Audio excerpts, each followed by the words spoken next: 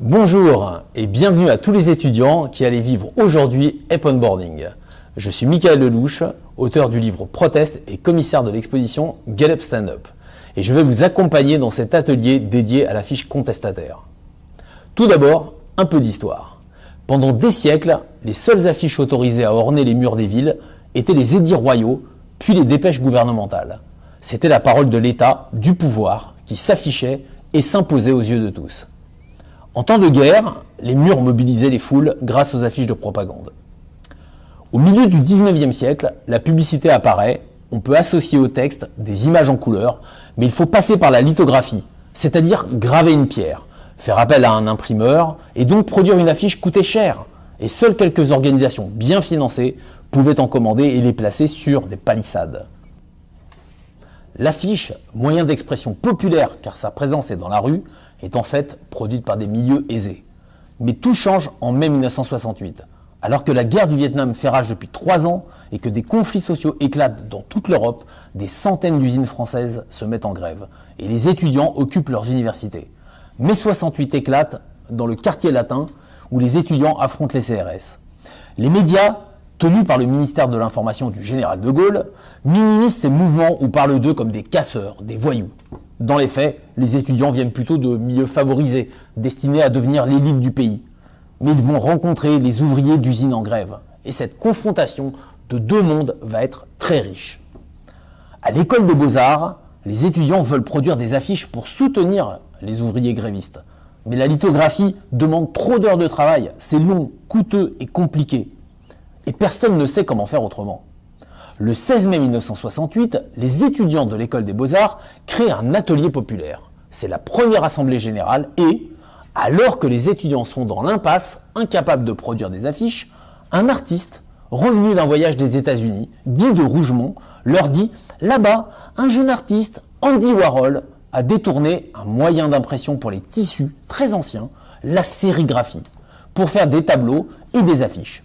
Je connais un sérigraphe à Paris, Éric Sédou, je vais le faire venir. » Et 1 heure plus tard, Sédou leur montre, avec 4 bouts de bois et un écran de soie, comment produire des affiches en sérigraphie. C'est un mode d'impression très rudimentaire, qui n'accepte qu'un dessin assez simple et des lettrages plutôt épais. Mais on peut produire très rapidement, et le soir même, des centaines d'affiches sortent de l'atelier. Tous les jours, le rituel à l'atelier populaire sera le même. Le matin, on récolte les revendications des usines et des organisations de travailleurs. Les personnes présentes à l'atelier dessinent des projets alliant une image simple à un texte court, comme un slogan, et le soir, on suspend toutes les maquettes sur des cordes à linge, puis on passe au vote à main levée. Les 3 ou 4 projets recueillant le plus de voix sont retenus et vont être produits en sérigraphie toute la nuit, à raison d'une centaine d'affiches tirées par heure. Le lendemain, à 6 heures du matin, on donne des paquets d'affiches aux ouvriers en grève, où on les colle sur les murs de la ville pour porter haut et fort ces revendications. Il y a une volonté d'être au plus près de l'actualité du jour, et d'une certaine façon, ces affiches sont un peu l'ancêtre de Twitter et des réseaux sociaux. Mais grâce à ces mobilisations, les accords de Grenelle poussèrent le gouvernement et les syndicats patronaux à augmenter le SMIC de 25% et l'ensemble des salaires de 15%, ce qui n'est pas rien. 50 ans plus tard, le monde a changé, la parole de la rue a changé, les manifestations ont changé. Pendant l'année des Gilets jaunes, des milliers de messages ont été écrits sur des pancartes, sur le dos des gilets. Mais on n'a vu aucune affiche produite en grand nombre. J'entends régulièrement cette phrase « Que voulait-il au juste ?» Ce n'est pas clair. Idem pour les marches sur le climat. Chacun défilait avec sa pancarte dessinée à la main.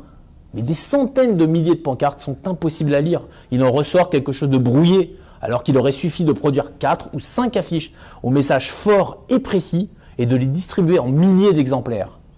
Mais de nos jours, la prise de parole individuelle est privilégiée.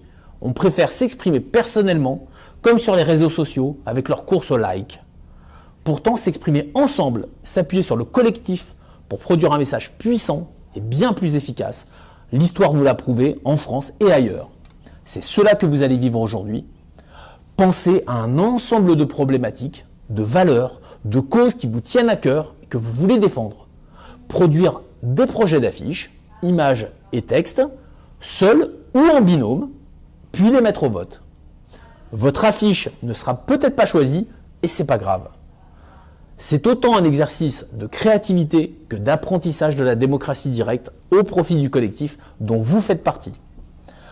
Aujourd'hui, à l'échelle de votre atelier, vous formerez une micro-société où votre liberté va s'exprimer, où l'égalité sera totale et où vous expérimenterez la fraternité. Je vous livre 3 petits conseils pour créer une bonne affiche. 1. Elle doit être assez simple pour être vue de loin et lue en 3 secondes. 2.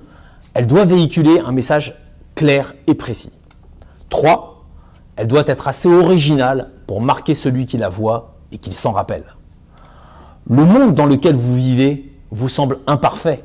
Il ne tient qu'à vous de le dire haut et fort et de le changer par la contestation positive, sans violence, avec comme seule arme des mots et des images, de l'humour, de la colère, de l'irrévérence, de l'espoir.